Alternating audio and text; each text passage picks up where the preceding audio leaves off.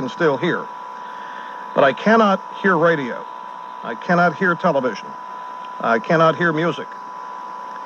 I am, for all practical purposes, deaf. And it's happened in 3 months. I have been to what I learned were the finest doctors and clinics throughout the country, focusing on one. And every effort has been made to stabilize the loss with the hope of restoring it. No success has been reported in either stabilizing it or losing it, or restoring it. Now, all during this summer, the loss, even though rapid, by the middle of July, for example, I was told that from the end of May to the middle of July, I had lost what the average person loses in 15 years in terms of hearing. The hearing aids are of such improved quality today that they accommodated the loss. My hearing wasn't normal, but I could function.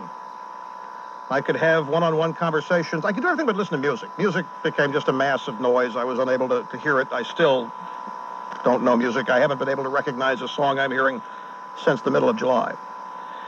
I have been able, though, to get powerful enough hearing aids where I can communicate one-on-one with people, and up until about 10 days ago was able to listen to things on radio and TV, but I can no longer do that.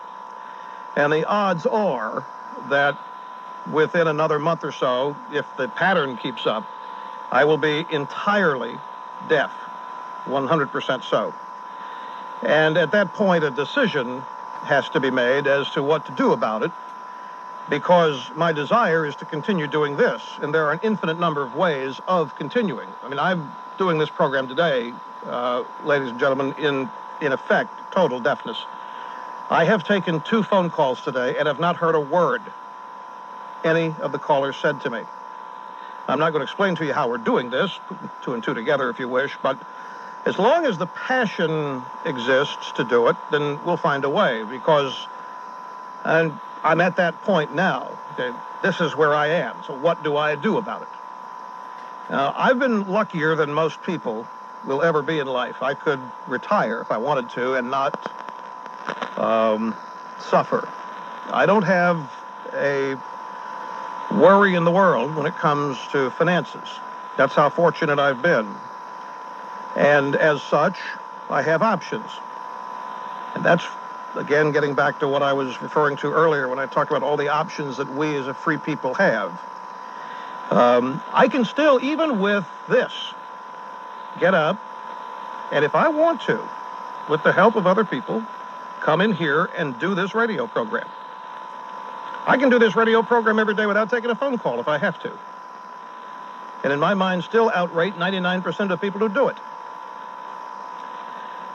Or, if I want to take phone calls, we'll find a way to do that. In fact, we already have.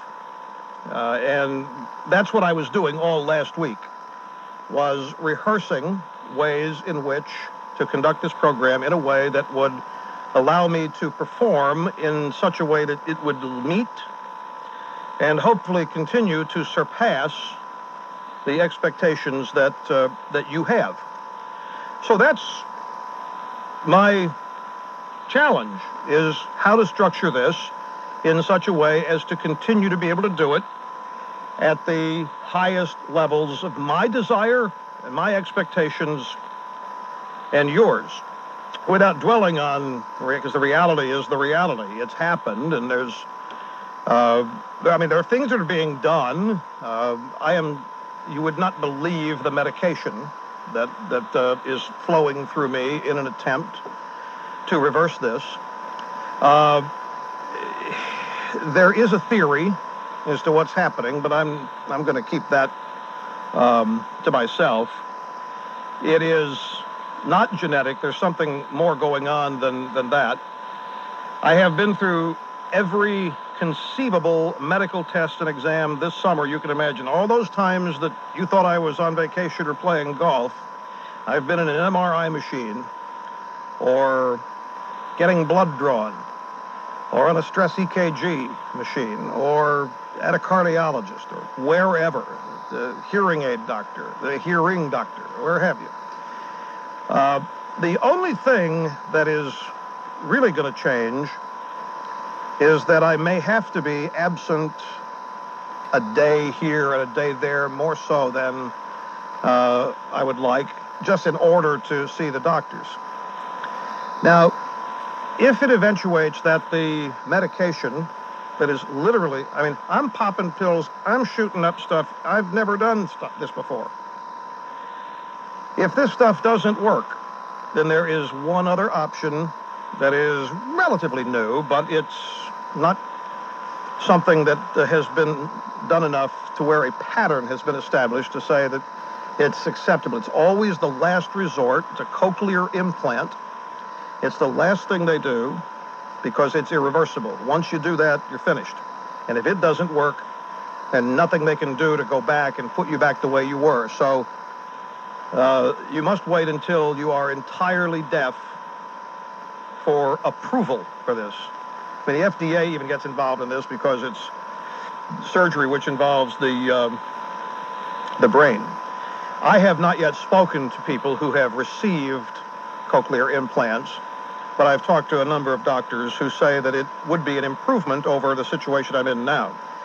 To describe for you the way I hear things now, I understand what I'm saying, but I think it's more because I know what I'm going to say rather than I'm actually hearing it. I feel it. I feel the vocal vibrations in my skull, but in terms of actually hearing what I say, I don't know if I am or not.